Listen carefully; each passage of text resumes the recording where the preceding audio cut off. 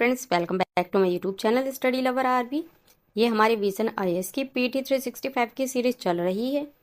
इसमें हम पढ़ रहे हैं विज्ञान एवं प्रौद्योगिकी।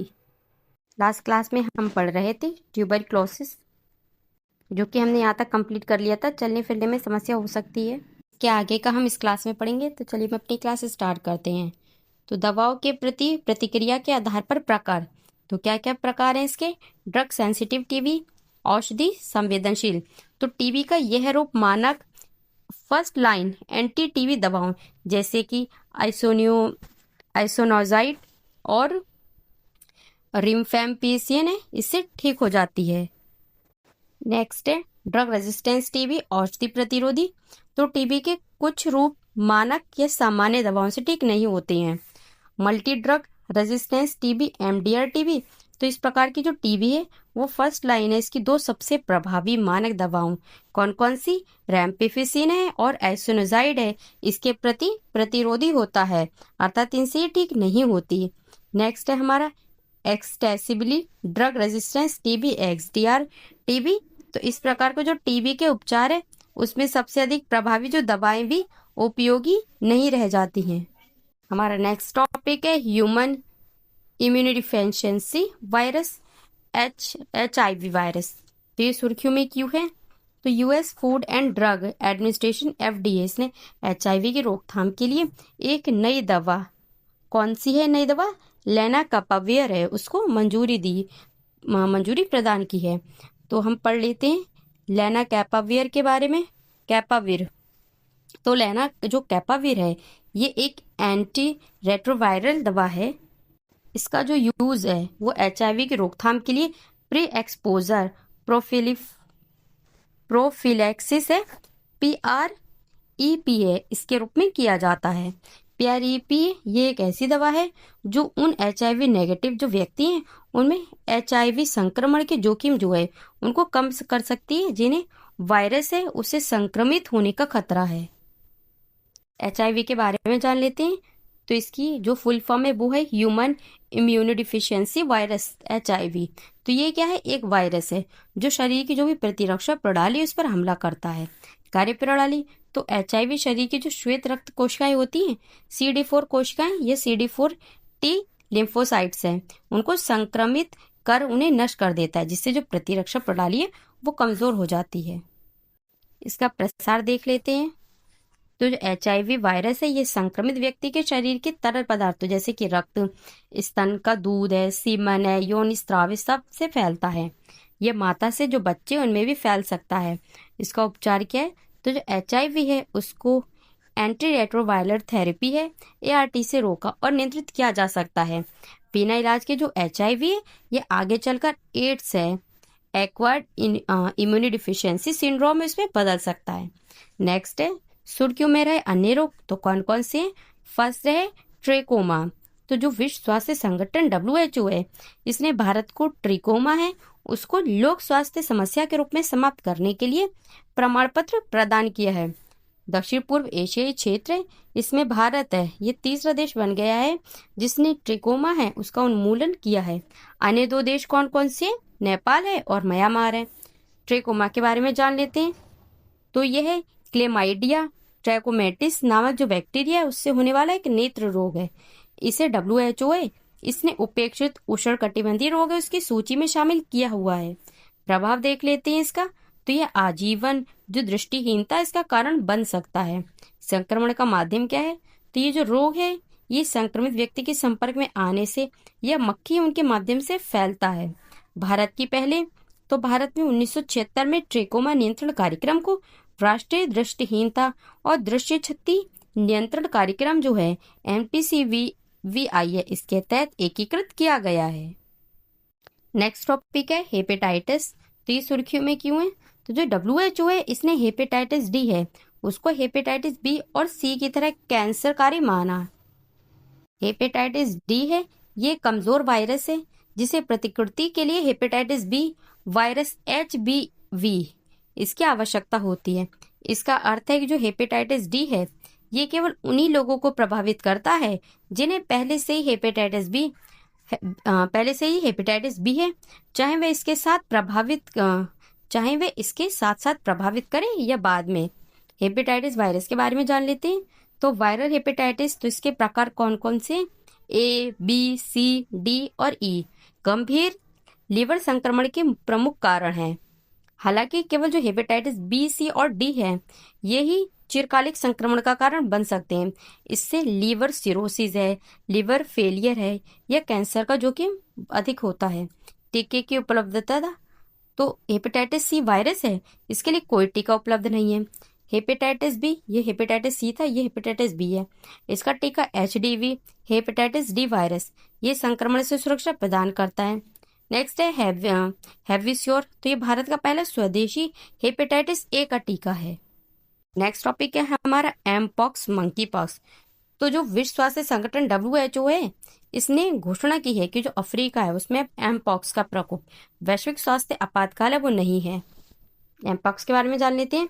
तो इसमें बीमारी का प्रकार क्या है? तो ये वायरल जूनोटिक रोग है जो मंकी पॉक्स वायरस है, ऑर्थोपॉक्स वायरस जीनस से उसके संक्रमण से फैलता है।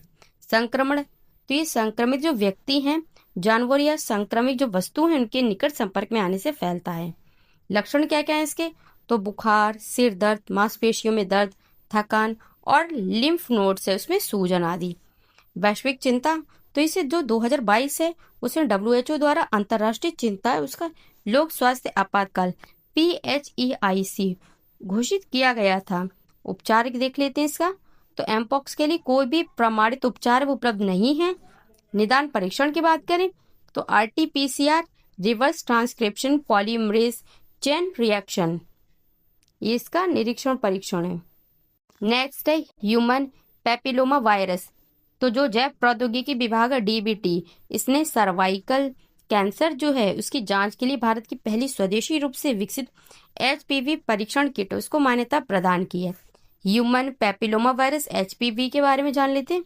तो HPV है, ये एक आम यौन संचारित संक्रमण है। ये त्वचा, जननांग क्षेत्र और गले को प्रभावित कर सकता है। अधिकांश जो मामले उन पर शरीर की रोग प्रतिरोधी जो क्षमता है वो स्वयं ही वायरस को नष्ट कर देती है। यदि उच्च जोखिम वाला HPV संक्रमण शरीर में लगातार बना रहता है तो यह असामान्य जो कोशिकाएं उनको विकसित कर सकता है जो आगे चलकर कैंसर का रूप ले लेती है। सर्वाइकल जो कैंसर है HPV, इसके कारण होने वाला सबसे जो सामान्य प्रकार का कैंसर है ये। उपचार देख लेते हैं। तो वर्तमान में जो HPV है वो संक्रमण का कोई उपचार नहीं है। जो HPV संक्रमण है इसका कोई उपचार नहीं है। और नेक्स्ट टॉपिक है शरीर क्रिया विज्ञान या चिकित्सा के क्षेत्र में नोबेल पुरस्कार 2025। तो ये सुर्खियों में क्यों है? तो ये जो पुरस्कार है ये मैरी E ब्रंको, फ्रेड रैम्सडेल और शिमोन साकागुची, उनको परिधीय प्रतिरक्षा सहनशीलता है इससे संबंधित उनकी खोजों के लिए प्रदान किया गया है। अन्य संबंधित तथ्य देख लेते हैं। तो हमारी जो प्रतिरक्षा प्रणाली है शरीर को हानिकारक रोगजनकों जैसे कि जो विषाणु हैं, जीवाणु हैं और कवक आदि से बचाती है। हालांकि इसे यह भी सुनिश्चित करना होता है कि यह अपनी ही कोशिकाओं पर हमला ना करे, क्योंकि स्वस्थ शारीरिक क्रिया के लिए यह संतुलन बहुत महत्वपूर्ण है। इस संतुलन को बनाने के लिए जो हमारी प्रतिरक्षा प्रणाली है ये 2 प्रकार की सहिष्णुताएं हैं उनका उपयोग करती है। फर्स्ट तो है केंद्रीय सहिष्णुता, सेंट्रल टॉलरेंस, और सेकंड है परिधीय सहिष्णुता, पेरिफेरल टॉलरेंस। केंद्रीय सहिष्णुता, तो ये प्रक्रिया थाइमस में होती है। थाइमस लसिका तंत्र में एक छोटी ग्रंथि है जो टी कोशिकाएं उनका उत्पादन और प्रशिक्षण करती है। ज्ञातव्य है कि जो टी कोशिका ये एक प्रकार की श्वेत रक्त कोशिका होती है।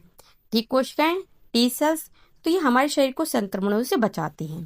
प्रशिक्षण के दौरान जो थाइमस स्वयं प्रतिक्रियाशील टी कोशिकाएं हैं उनको हटा देता है।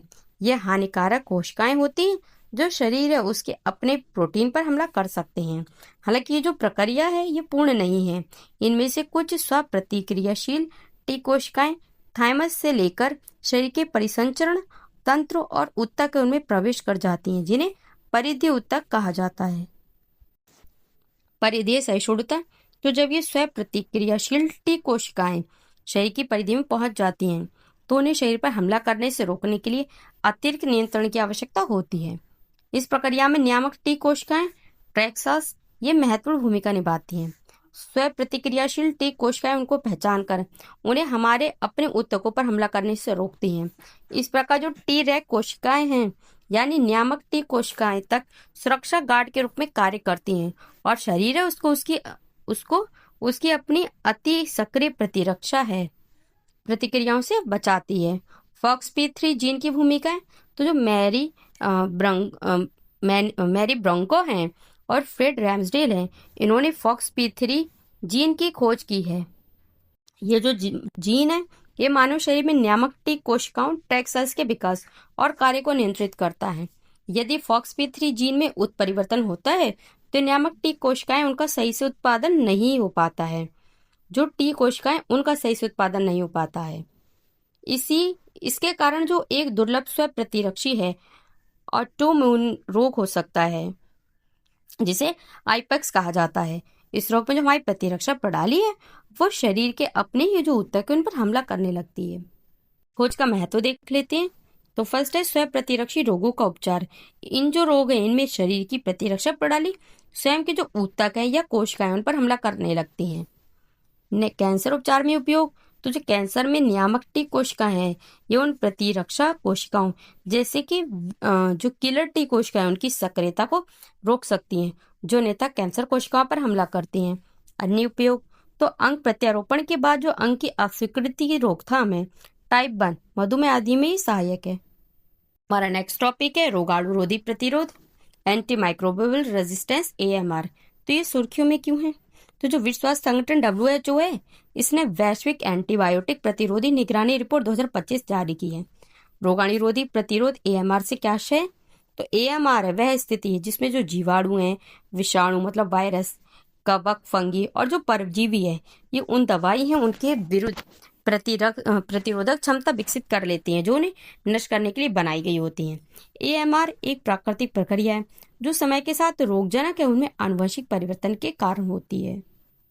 हालांकि जो मनुष्य है इससे जुड़ी कई गतिविधियों के कारण इसका जो उद्भवन है और प्रसार वो तेजी से होता है। जीवाणु, विषाणु और कवक के बेउपभेद स्ट्रेन जो अधिकांश रोगाणुरोधी दवाई हैं उनके विरुद्ध प्रतिरोधक क्षमता विकसित कर लेते हैं, सुपर बग कहलाते हैं। बैक्टीरिया के विभाजन के दौरान जो ऊर्ध्वाधर जीन स्थानांतरण है वर्टिकल जेन ट्रांसफर है इसके माध्यम से तथा सूक्ष्म जीवों के बीच प्रतिरोधी जो जीन है इनके आदान प्रदान द्वारा क्षैतिज जीन स्थानांतरण है और जेंटल जीन ट्रांसफर है उसके माध्यम से फैलता है। WHO है इसने AMR को विश्व के समक्ष शीर्ष 10 जो स्वास्थ्य खतरे उनमें से एक माना है। इसे प्राय मूक महामारी भी कहा जाता है। AMR है इसके मुख्य कारण देख लेते हैं। तो फर्स्ट है मनुष्य में एंटीबायोटिक का दुरुपयोग और अति प्रयोग। तो लोग हैं वो प्राय बिना डॉक्टर की सलाह के स्वयं एंटीबायोटिक दवाएं ले लेते हैं क्योंकि ये ओवर द काउंटर आसानी से उपलब्ध होती हैं। नेक्स्ट है औषधि निवारण। तो जो एंटीबायोटिक हैं इनके सक्रिय औषधि घटकों APIs के उत्पादन है इससे उत्पन्न औद्योगिक अपशिष्ट पर्यावरण में प्रदूषण फैलाते हैं। नेक्स्ट है अपशिष्ट प्रबंधन की कमी। तो लैंडफिल से निकलने वाला तरल अपशिष्ट जो बिना शोधन वाला अपशिष्ट जल जो वेस्ट वाटर एंटीबायोटिक अवशेष है उनको फैलाता है। नेक्स्ट है कृषि एवं संबद्ध क्षेत्र। गहन कृषि और पशुपालन क्षेत्र में एंटी माइक्रोबियल दवाओं का अत्यधिक उपयोग किया जाता है विशेषकर वृद्धि प्रोत्साहन के रूप में। नेक्स्ट है स्वास्थ्य संस्थान। तो अनुपयोगी जो दवाएं हैं उनका अनुचित प्रबंधन, मरीजों के जो अपशिष्ट और एक्सपायर्ड दवाएं हैं उनका अनुचित निपटान है। नेक्स्ट है अन्य कारण। तो मरीज हैं उनके द्वारा उपचार को बीच में ही छोड़ देना आदि।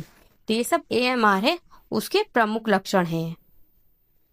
तो फ्रेंड्स आज की क्लास हम यहीं पे एंड करते हैं। आगे के टॉपिक हम नेक्स्ट क्लास में करेंगे। तब तक के लिए थैंक यू। जय हिंद।